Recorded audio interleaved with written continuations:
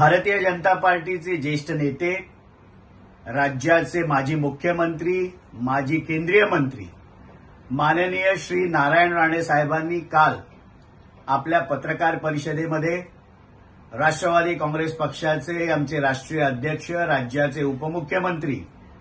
माननीय अजितदादा पवार साहेबांवर एक वक्तव्य केलं।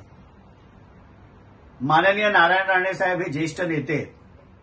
त्यांनी जर माननीय अजितदादा पवार साहेबांचं संपूर्ण भाषण नीट ऐकलं असतं तर माननीय अजितदादा पवार साहेबांनी केलेलं वक्तव्य हे किती योग्य आहे आणि महाराष्ट्राच्या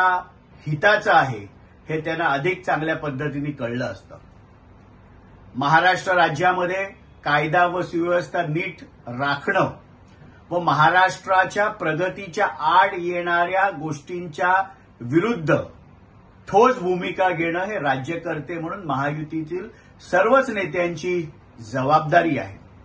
महाराष्ट्र राज्य हे शाहू फुले आंबेडकरांच्या विचारावर चालणारं एक प्रगतिशील राज्य आहे आणि म्हणून महाराष्ट्रामध्ये कोणत्याही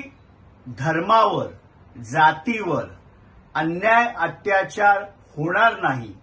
याची काळजी देखील आपल्याला सगळ्यांना घेण्याची गरज आहे आणि तशाच प्रकारची स्पष्ट भूमिका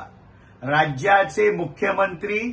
माननीय देवेंद्रजी फडणवीस साहेबांनी देखील राजधर्माचं पालन झालं पाहिजे हे वक्तव्य करून व्यक्त केली आहे।